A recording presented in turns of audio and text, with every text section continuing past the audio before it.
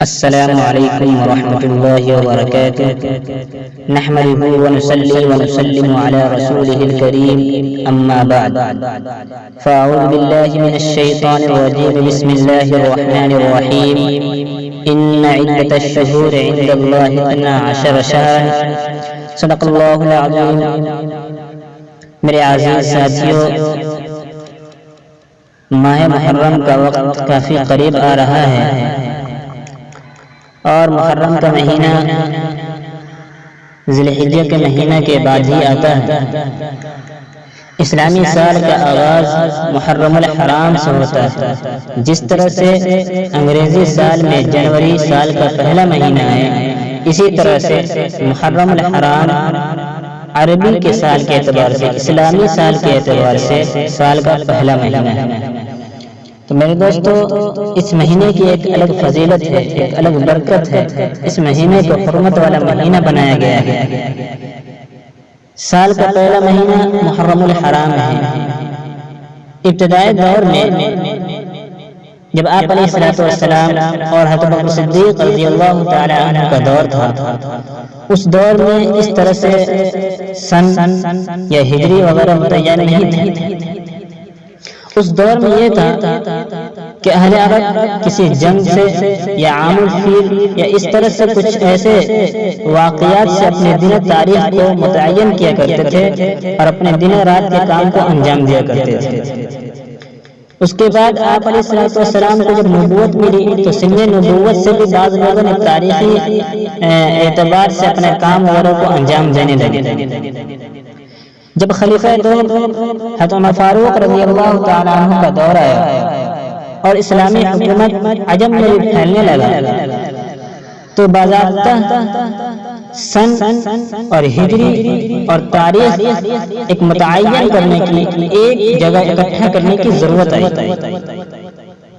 تو حضرت عمر فاروق رضی اللہ تعالیٰ عنہ نے صحابہ اکرام رضوان اللہ علیہم اجمعین کے مشاورت سے، ان سے مشورہ لے کر بات کر کے پھر سن اور ہجری کا تقویم قائم کیا، ایک متعین کیا کہ ہاں ہم کہاں سے سال کو لے کر چلیں گے، کون سا سال کس مہینے میں کون سے سال کو رکھیں گے۔ تو متعین یہ ہوا کہ جب آپ علیہ السلام مکہ مکرمہ سے مدینہ المنورہ جب ہجرت فرما کر آئے تو اس ہجرت کو ہی سال کا پہلا مہینہ قرار دیتے ہوئے یہیں سے سال کو متعین کیا گیا۔ تو اس اعتبار سے یہ عمل حضرت عمر فاروق رضی اللہ تعالی عنہ کی سنت ہو گئی، اور جس طرح سے اللہ کے رسول صلی اللہ علیہ وسلم کی سنت پر عمل کرنا ہمارے لیے ضروری ہے، اسی طرح سے خلفائے راشدین یعنی حضرت عمر فاروق، حضرت ابوبکر صدیق، حضرت عثمان غنی اور حضرت علی رضی اللہ تعالی عنہم کی سنت کو پکڑنا اور اس پر عمل کرنا ضروری ہے۔ اس لیے کہ نبی پاک صلی اللہ علیہ وسلم نے ارشاد فرمایا، حضرت عرباض بن ساریہ رضی اللہ تعالی عنہ کی روایت ہے کہ آپ علیہ السلام نے ارشاد فرمایا، علیکم بسنتی سنت الخلفاء الراشدین المہدیین، کہ تمہارے اوپر لازم ہے کہ میری سنت اور صحابہ کرام اور خلفاء راشدین کی سنت کو مضبوطی سے پکڑ لو، تھام لو۔ تو لہذا یہ تاریخ متعین کرنا، سن ہجری کو متعین کرنا، یہ حضرت فاروق رضی اللہ تعالیٰ عنہ کا ایک سنت ہے۔ ماہ محرم کی فضیلت و برکت، اور یہ تو حرمت والا مہینہ ہے ہی، ساتھ ہی ساتھ ابتدائی دور میں، ابتدائی اسلام میں اللہ نے اس مہینے میں قتال کو ممنوع قرار دیا تھا۔ قرآن کریم میں ہے، قل قتال فیہ کبیر، کہ محمد صلی اللہ علیہ وسلم آپ کہہ دیجئے کہ اس مہینے میں قتال کرنا بہت بڑا گناہ ہے۔ یہ اس مہینے کی ایک حرمت ہے، اس مہینے کی برکت اور فضیلت ہے۔ اسی طرح سے خطبے کے اندر جو قرآن کریم کی آیت آپ حضرات کے روبرو تلاوت فرمائے، ان عدۃ الشہور عند اللہ 12 شہرا، کہ بے شک متعینہ مہینہ جو سال میں مہینے ہوتے ہیں وہ اللہ تبارک و تعالیٰ کے نزدیک 12 مہینے ہیں۔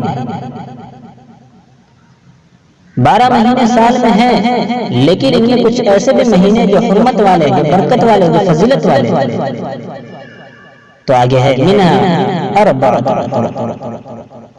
کہ جن میں سے 4 مہینے ایسے ہیں جو ادب کے حرمت والے۔ اب وہ 4 مہینے کون کون سے ہیں؟ حضرت ابوبکر صدیق رضی اللہ تعالی عنہ کی روایت موجود ہے، انہوں نے فرمایا کہ اللہ کے رسول صلی اللہ علیہ وسلم نے ارشاد فرمایا کہ زمانہ کی رفتار وہی ہے جس دن اللہ تبارک و تعالی نے زمین و آسمان کو پیدا کیا۔ پھر آگے روایت میں ہے کہ سال کے 12 مہینے ہوتے ہیں جن میں سے 4 مہینے حرمت والے۔ اب وہ 4 مہینے کون سے ہیں؟ کہتے 3 مہینے تو مسلسل ہیں، یعنی کہ ذی القعدہ، ذی الحجہ اور محرم، اور 1 مہینہ جو شعبان اور جمادی الثانی کے درمیان میں آتا ہے یعنی رجب۔ تو حرمت والے مہینے 4 ہیں، ذی القعدہ، ذی الحجہ، محرم اور رجب۔ تو محرم بھی حرمت کا مہینہ ہے۔ اسلامی سال کا یہ پہلا مہینہ ہے۔ اس مہینے میں بہت سے واقعات ہیں، اس مہینے میں بہت سے اسلامی واقعات، تاریخی حقائق ہیں۔ یہ کہنا بیجا نہ ہوگا کہ اسلام کے اہم اور بیشتر جو واقعات ہیں، حادثات ہیں، وہ اسی مہینے ہیں۔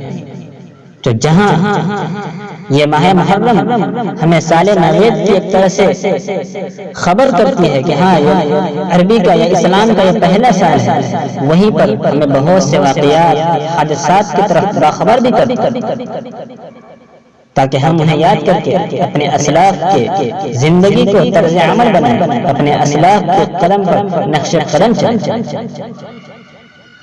اور امت مسلمہ کو چاہیے کہ اپنے اسلاف کے بیتے ہوئے کل کو بھولا نہ بیٹھے، بلکہ زندہ قوم کی تو ایک نشانی ہے کہ وہ اپنے اسلاف کی بیتی ہوئی چیزوں کو یاد کر ان پر عمل کرنے کی کوشش کرتے ہیں۔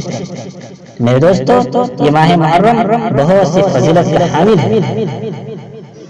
اللہ تبارک و تعالیٰ سے دعا ہے کہ اللہ تبارک و تعالیٰ کہنے سننے سے زیادہ ماہ محرم کی اس برکت کو حاصل کرنے اور اس عظمت کو، اس حرمت کو ہمیں پامال نہ کرنے دے، بلکہ اس پر عمل کرنے کی اور اس برکت کو، اس عظمت کو حاصل کرنے کی توفیق عطا فرمائے۔ آمین۔ وآخر دعوانا الحمدللہ رب العالمین۔